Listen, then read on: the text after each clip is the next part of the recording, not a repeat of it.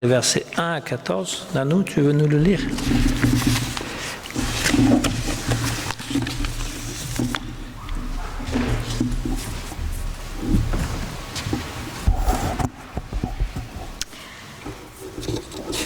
Alors, la parole fut faite chair.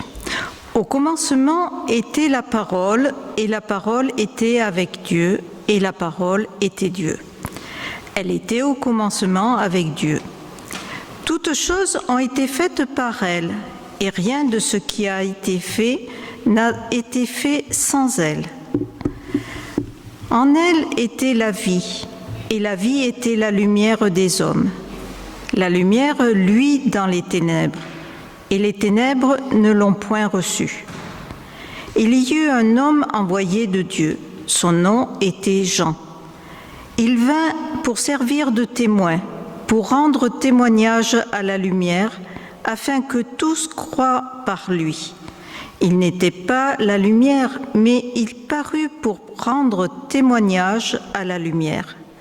Cette lumière était la véritable lumière, qui en venant dans le monde éclaire tout homme. Elle était dans le monde, et le monde a été fait par elle, et le monde ne l'a point connue. Elle est venue chez les siens, et les siens ne l'ont point reçue. Mais à tous ceux qui l'ont reçue, à ceux qui croient en son nom, elle a donné le pouvoir de devenir enfants de Dieu, lesquels sont nés non du sang, ni de la volonté de la chair, ni de la volonté de l'homme, mais de Dieu. Et la parole a été faite chair, et elle a habité parmi nous, pleine de grâce et de vérité.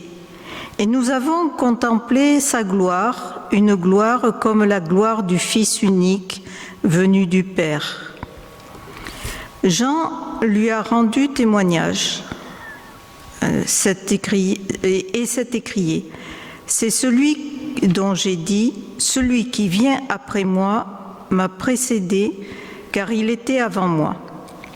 Et nous avons tous reçu de sa plénitude et grâce sur grâce. Car la loi a été donnée par Moïse, la grâce et la vérité sont venues par Jésus-Christ. Je pense que c'est là.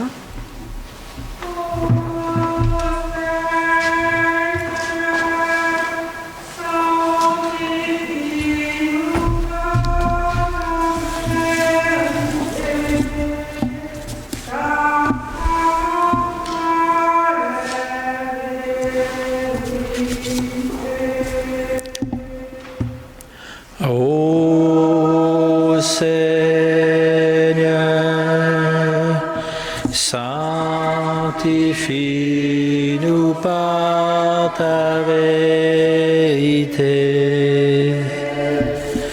Ta parole est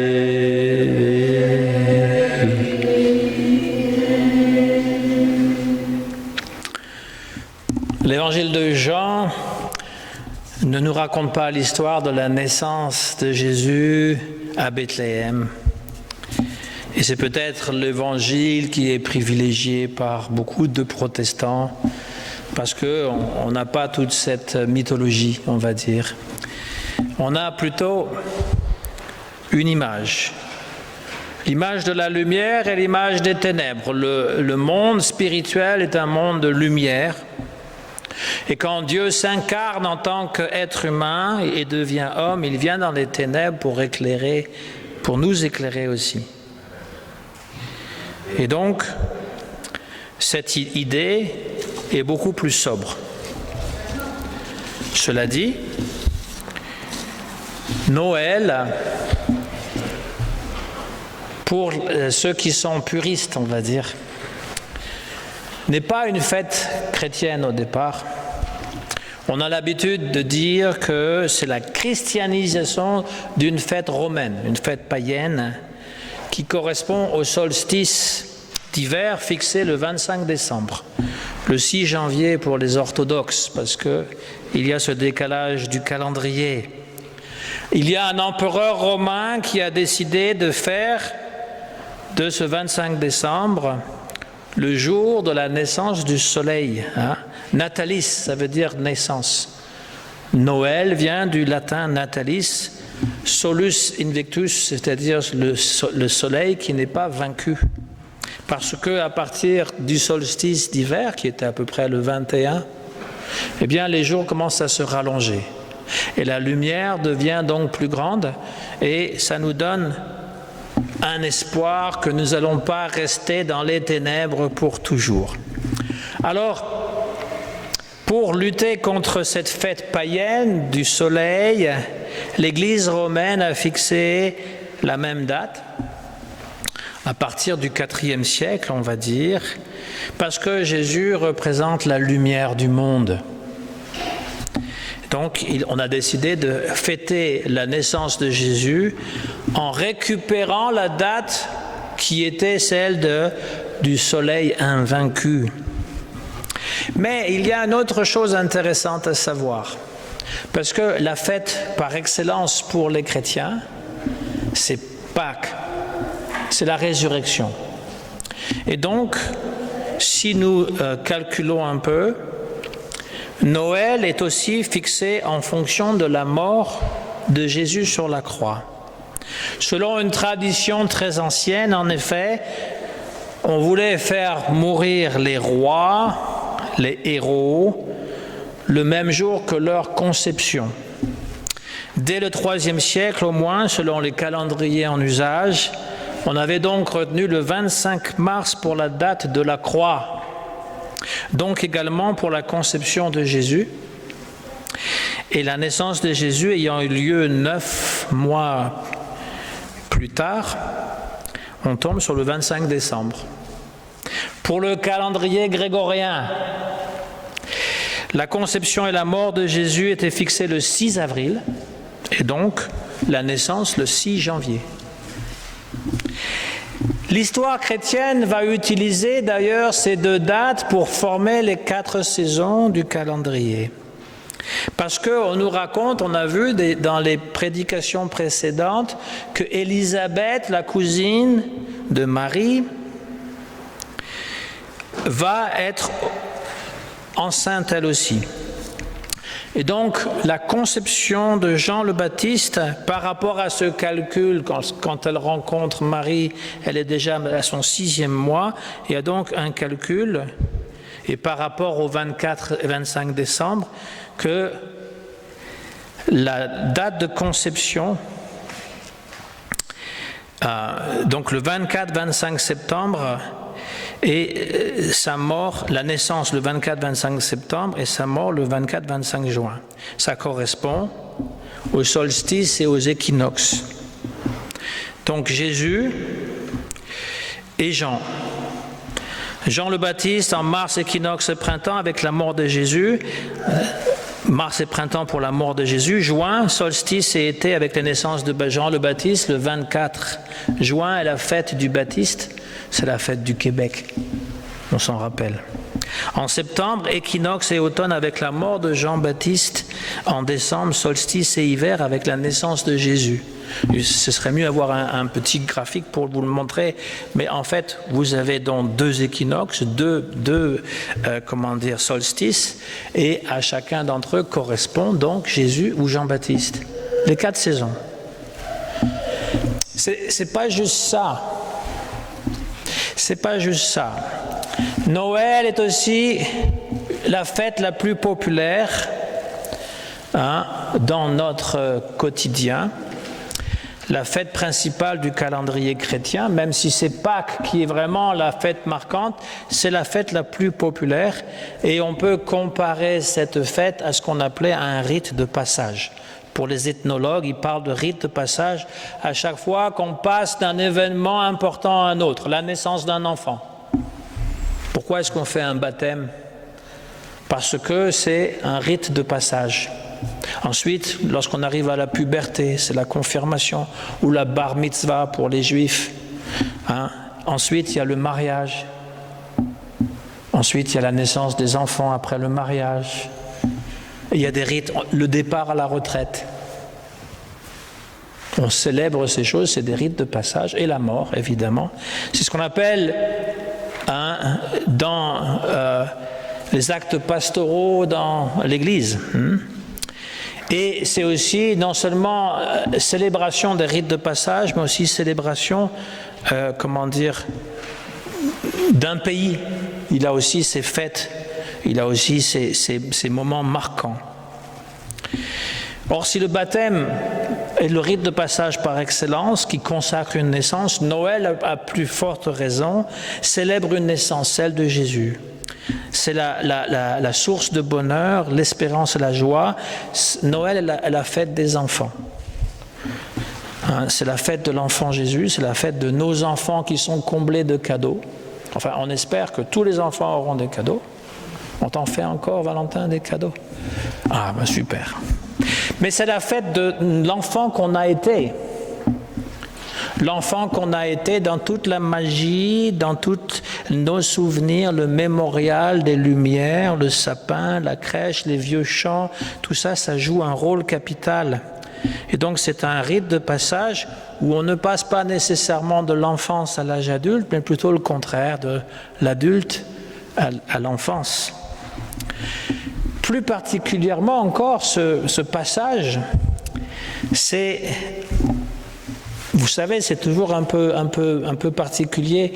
Noël, on dit c'est le 25 décembre, mais c'est plutôt le passage du 24 décembre au 25 décembre.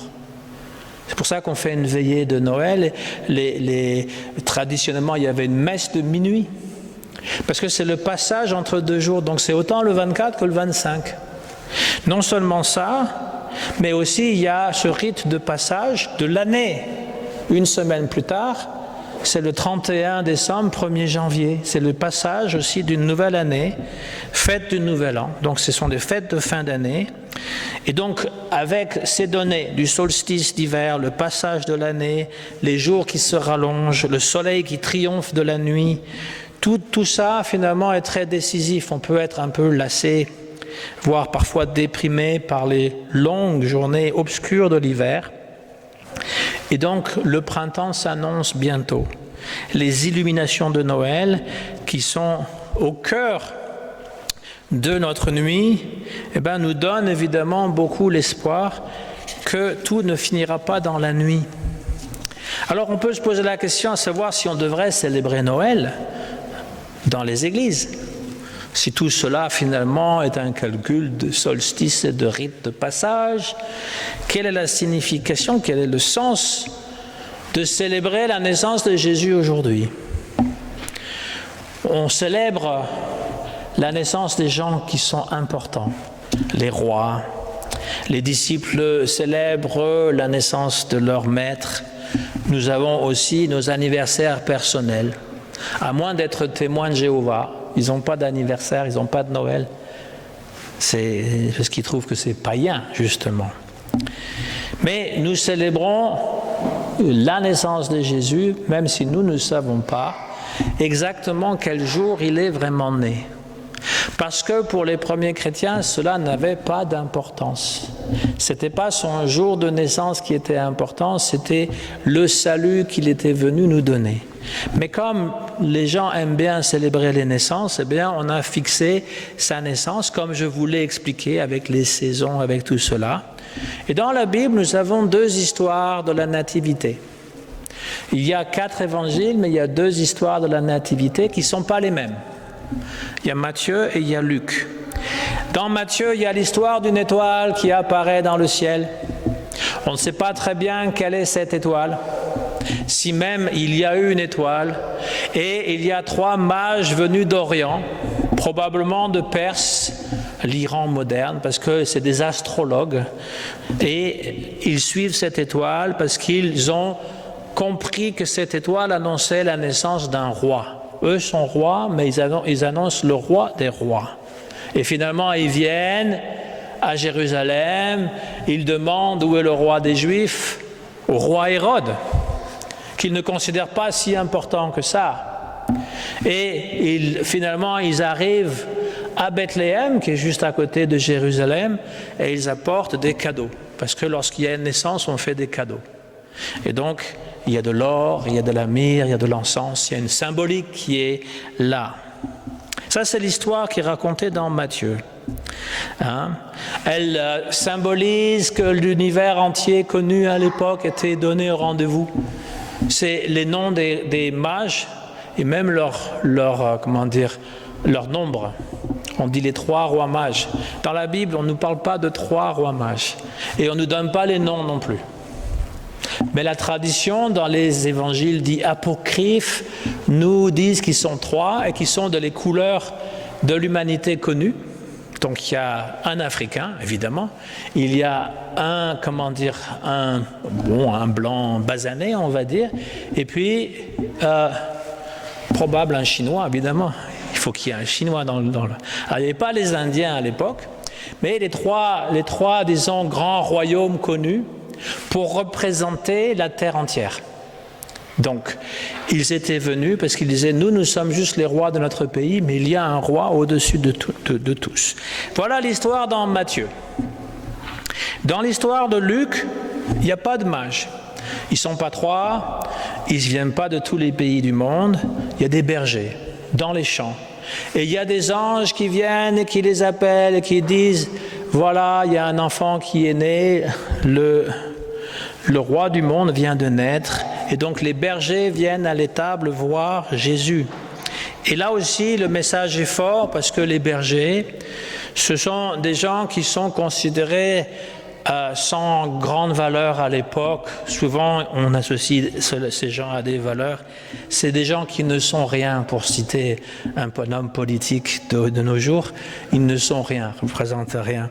Et donc, mais eux, ils viennent finalement adorer parce que la nouvelle leur a été donnée. C'est-à-dire que l'Évangile, qui nous parle d'une chose extraordinairement profonde, là je lève mon bras au ciel parce que la profondeur ou la hauteur, pour la spiritualité, c'est la même chose.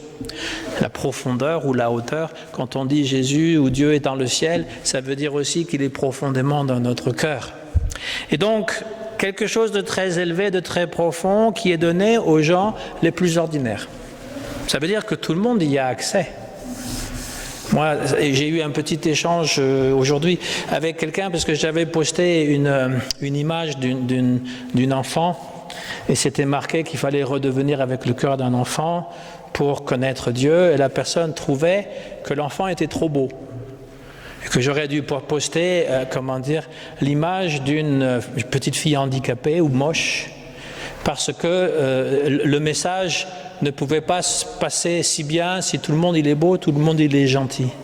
Mais je lui ai simplement répondu que laid ou moche, Dieu est avec toi, c'est-à-dire que c'est pas le critère que parce que tu es moche, Dieu t'aime davantage. Pas plus que parce que tu es pauvre ou parce que tu es malade. C'est pas du tout ça que Jésus a voulu dire. Il n'a pas dit « je vais aider les pauvres et à mort les riches ». C'était pas, un marxiste révolutionnaire avant-terme, même si ça a été récupéré par certains pour lui faire jouer des rôles qu'il n'a pas voulu jouer. Il est venu pour tout le monde.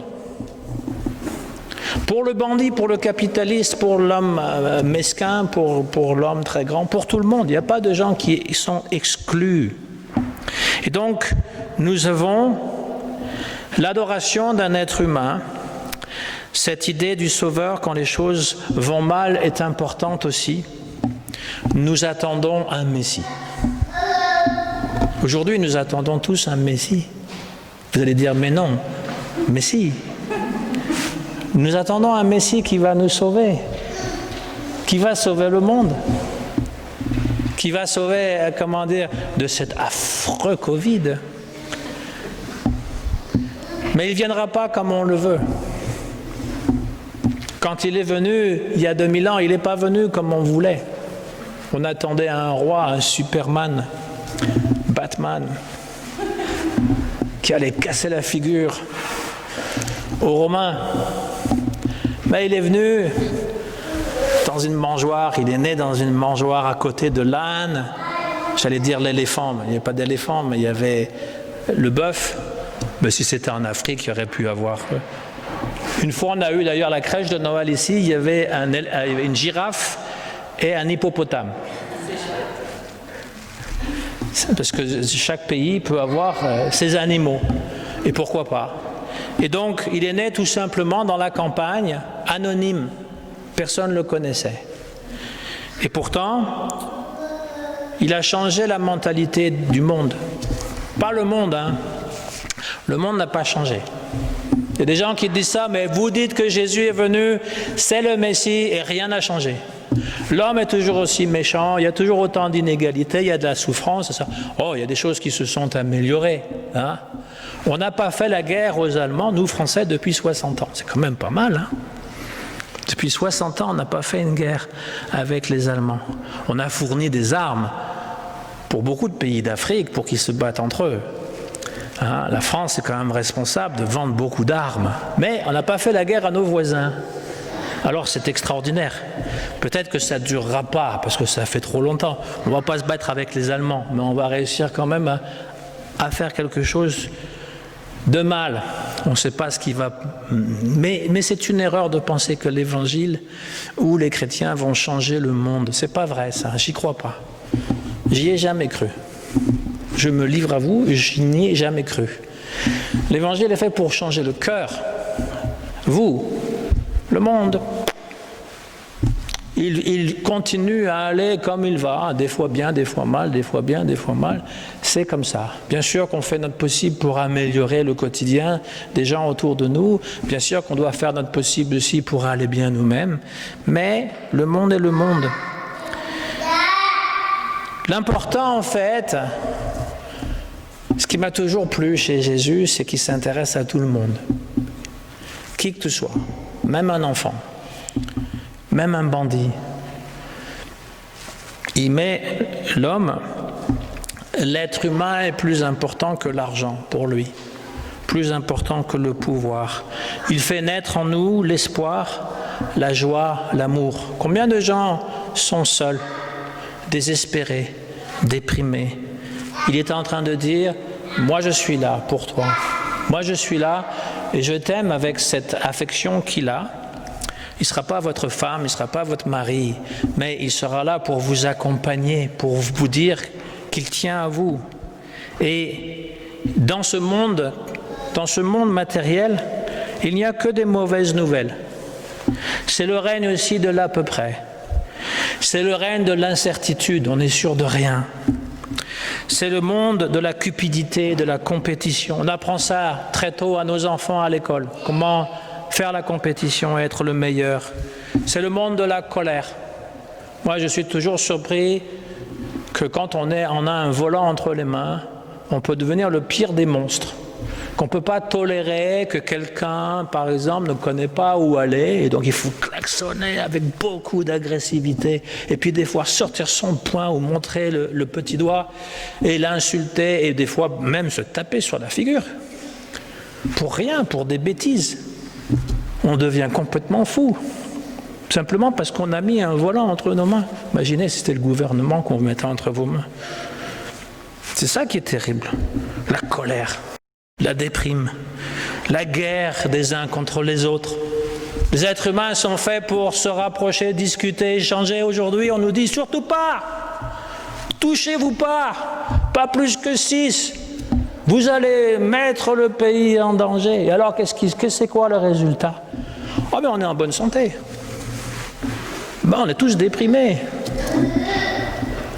C'est quoi ces histoires? Ça, c'est pas l'évangile, ça, c'est pas la bonne nouvelle. Et si vous avez le malheur de dire le contraire, que la version qui vous est répétée de façon constante, ça va mal, que vous dites non, ben non, pourquoi? Ben, t'es un affreux complotiste. Je sais pas d'où ça vient ce mot, complotiste. Tu oses dire le contraire que ce que tout le monde doit penser. Et alors, ceux qui croient, c'est quoi? Des loyalistes. On divise profondément les gens. Ça, c'est l'évangile de la haine, de la division, de la peur, de la panique. On est tous là-dedans, comme dans une marmite. Et on fait bouillir. Combien de temps ça va durer? On n'en sait rien. Mais Christ est né. Est-ce qu'il va naître dans votre vie? Est-ce qu'il va naître dans votre cœur? Est-ce qu'il va pouvoir balayer toutes ces folies du monde pour que vous sachiez que vous n'êtes qu'un étranger. Dans ce monde, on ne fait que passer. Quelle est la longueur de notre vie? 50, 60, 70, 80, 90, 100. C'est rien. C'est rien. Et il faut qu'on se tape tous là, 100 ans et on s'engueule avec tout le monde et on essaye de prouver qu'on est les meilleurs. Et jusqu'à la tombe, on essaye de montrer c'est moi qui ai raison, c'est moi qui ai raison. Et puis plus personne parle de vous, on vous oublie. On va même marcher avec insouciance sur votre tête quand vous serez enterré 6 pieds en dessous. Et d'autres personnes vont pouvoir continuer ça. C'est quoi cette vie? C'est pas une vie, c'est un asile de fous, ça. C'est quoi? Pourquoi vit-on? On ne vit pas pour ça. On vit pour réaliser que nous sommes, comme le texte nous le dit, des enfants de lumière. Les ténèbres ne peuvent pas nous toucher, nous sommes des enfants de lumière. Nous participons à cette lumière, mais il faut pouvoir naître avec Jésus. Jésus naît, il faut naître avec lui. Le message de Pâques, c'est la même chose. Pâques nous dit, la mort n'a pas le pouvoir de vous détruire. Là, c'est la naissance que nous célébrons. À Pâques, c'est la mort et la renaissance, parce que finalement, la mort n'est qu'un passage, c'est aussi un rite de passage. Et donc, c'est une bonne nouvelle. Pour peu qu'on veut la recevoir, c'est une bonne nouvelle. Pour moi, j'achète, pas de problème. Je vous donne, je vous transmets, comme Jésus l'a fait, comme tous les disciples, comme tous les chrétiens le font. Jésus est né ce soir et nous voulons célébrer sa naissance. Amen. Donc du coup, je vais vous interpréter Silent Night. Ah, fait du bien. Silent night, holy night, all it's calm, all it's bright, round yon virgin mother and child, holy infant, so tender, mild, sleep in heavenly peace, sleep in heavenly peace. Silent night, holy night, shepherds quake at the sight, glory stream for heaven far, evenly hosting hallelujah. Christ the Savior is born, Christ the Savior is born.